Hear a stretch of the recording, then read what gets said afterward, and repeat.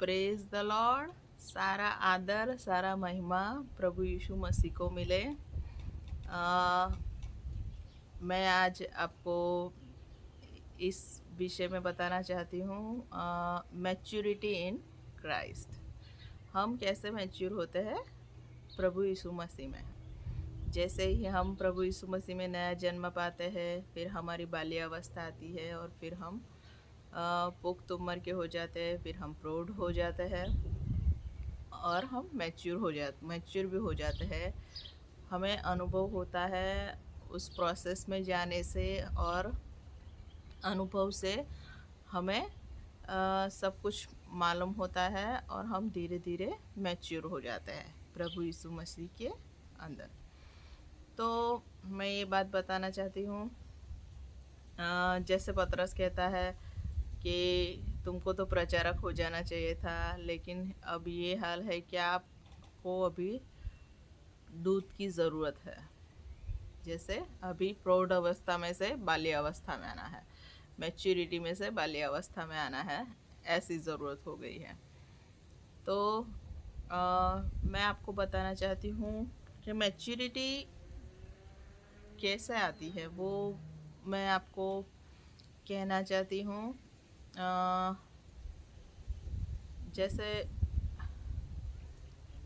हमारे जीवन में हमारे जीवन में कई भाग होते हैं। जैसे कि हमारा जीवन एक घर के समान है। उसमें बहुत सारे कमरे हैं, 2-4 बेडरूम है, किचन है, लिविंग रूम है, ऐसा सब कुछ होता है।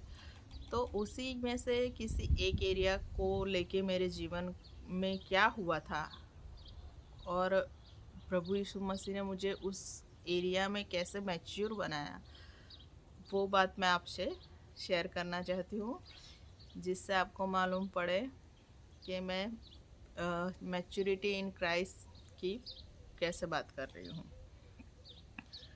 तो मैंने जब शादी किया, बाद में हमने 2-3 घर बदले। तो हम एक नई जगह पर गए, नए घर में गए, तो पता नहीं वो लोग मेरे बारे में क्या सोचते हैं।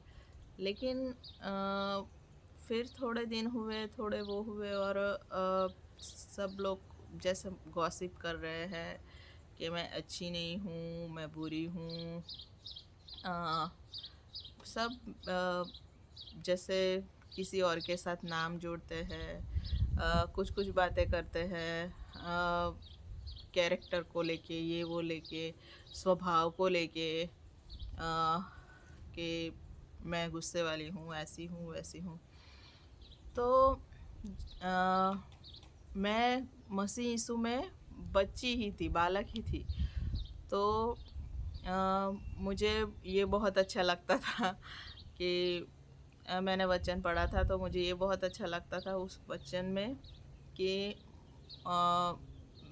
मदर मैरी, यीशु मसीह की माँ, जब दाखरस ख़त्म हो जाता था काना गांव में, जब शादी थी उसमें, तो वो किसी और के पास नहीं गई। ना सहेलियों को बोला कि मदद करो, कि ना किसी और को कहा कि बाहर से खरीद के लाओ या कुछ नहीं, पर वो प्रभु यीशु मसीह के पास आई और उसने कहा कि दाखरस खत्म हो गया है।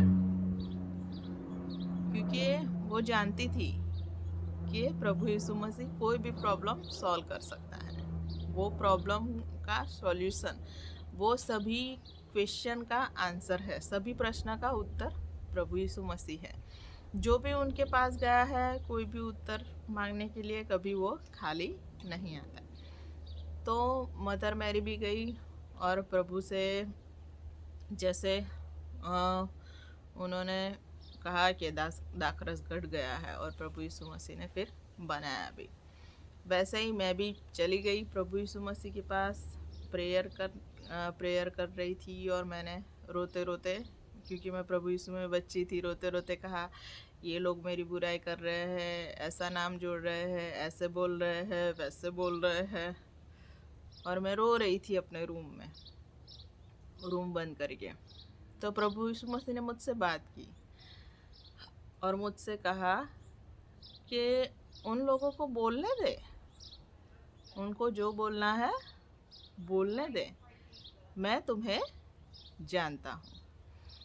तो प्रभु यीशु ने कहा कि मैं तुम्हें जानता हूँ, उन लोगों को जो भी बोलना है बोलने दे, क्योंकि सत्य ऐसी चीज़ है। फिर मुझे प्रभु यीशु ने कहा, सत्य ऐसी चीज़ है जो कभी छुपाने से नहीं छुपती। अगर आप जितना भी छुपाना चाहो, तुम सत्य को कभी नहीं छिपा सकते। तो फिर यीशु मसीह ने फिर मुझे और आगे बात की कि जब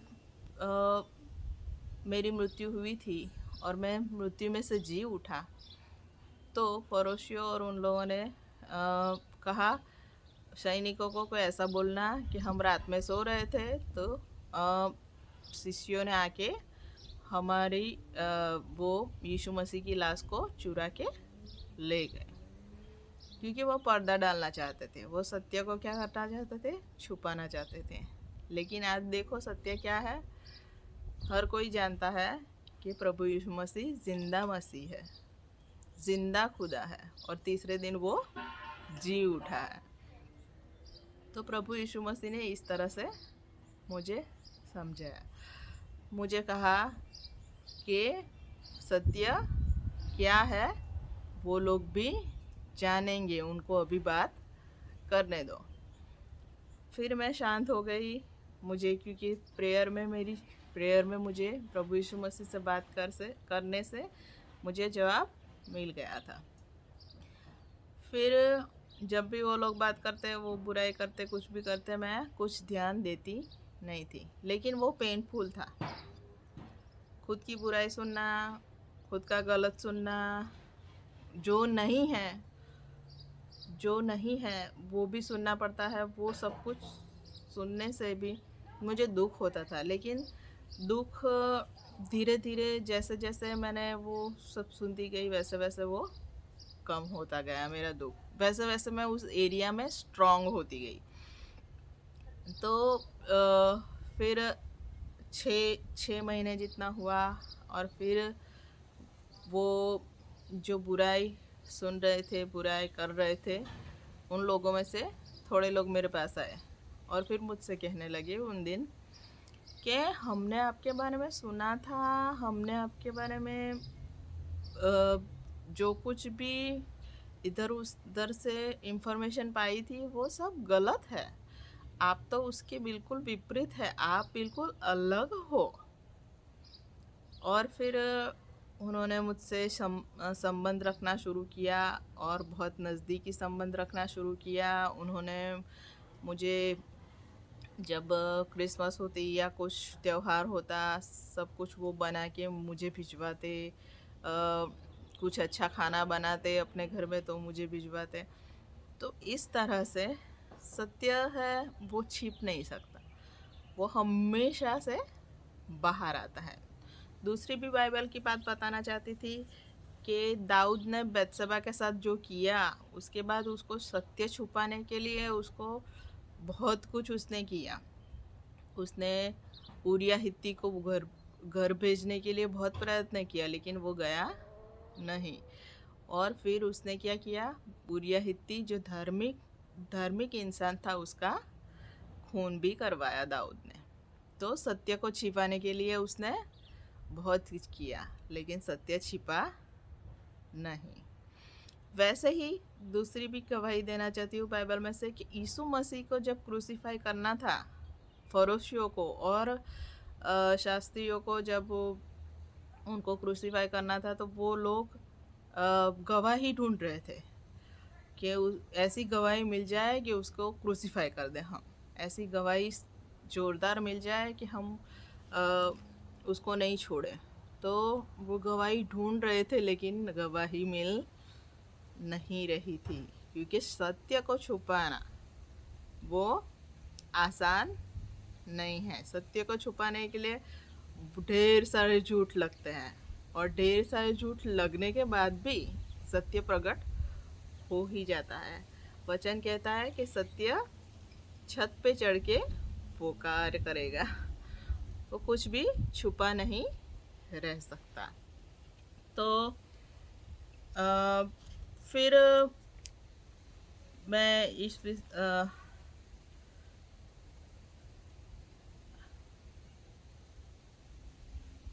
फिर ऐसा हुआ कि मेरी लाइफ में बहुत सारे समय आए जिसमें बहुत लोग कई कई दूसरी दूसरी बातें कर रहे थे, कोई क्या कह रहा था।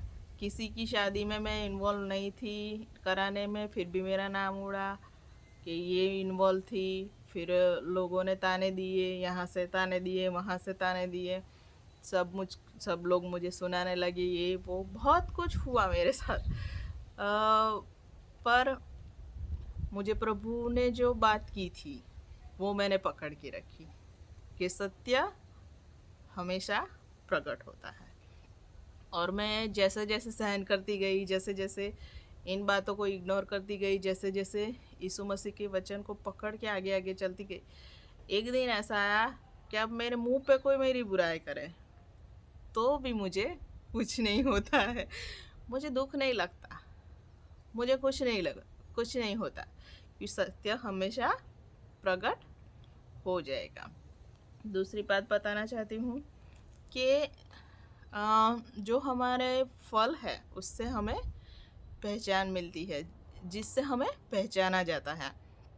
फल से हमको पहचानते हैं, तो हमारे जीवनों से परमेश्वर को महिमा मिलती है, फल मिलता है। तो हमारे आसपास भी कई लोग होते हैं जो बांझ होते हैं, जो बैरन होते हैं, जो फल नहीं लाते हैं, जो फल प्रोड्यूस नहीं करते, जो प्रभु को किसी भी बात में महिमा नहीं देते, ऐसे भी लोग होते हैं।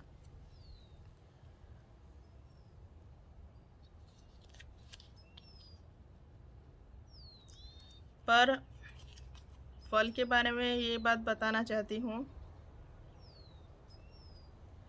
कि जो फल, सत्यता का जो फल मुझ में खिला था, जो प्रभु यीशु मसीह के द्वारा मुझे मिला था,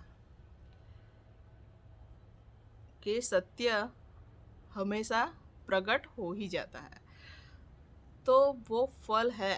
तो अब वो मेरे वृक्ष पर फल लगा हुआ है, और वो ऐसा फल है जो पका हुआ है, जो मैच्योर है, और वो मैच्योर है, और वो ऐसा फल है जो हमेशा के लिए रहता है, कायम रहता है, हमेशा के लिए रहता है।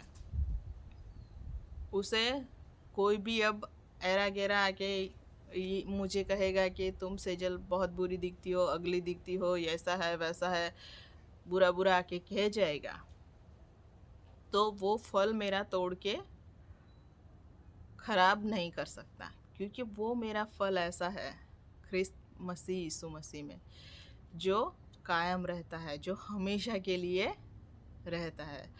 तो यीशु मसीह कहता है कि फल लाओ, और ऐसे फल लाओ कि जो कायम रहे, जो किसी के बोलने पर या किसी के ठोकर लगाने पर गिर नहीं जाए।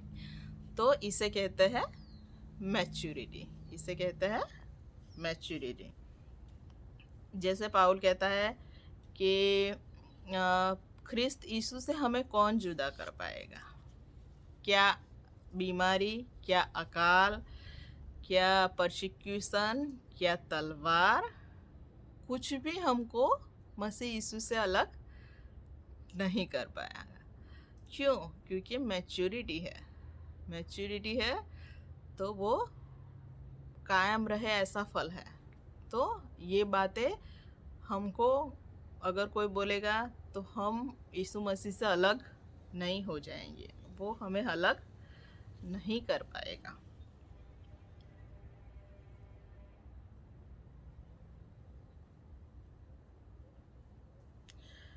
और एक बात बताना चाहती हूँ कि प्रभु यीशु के बगैर हम फल भी नहीं दे पाते। तो प्रभु यीशु ने मसीह ने कहा कि मैं सच्ची दाखलता हूँ, और जो मुझ में डाली फलती है वो फल लाती है।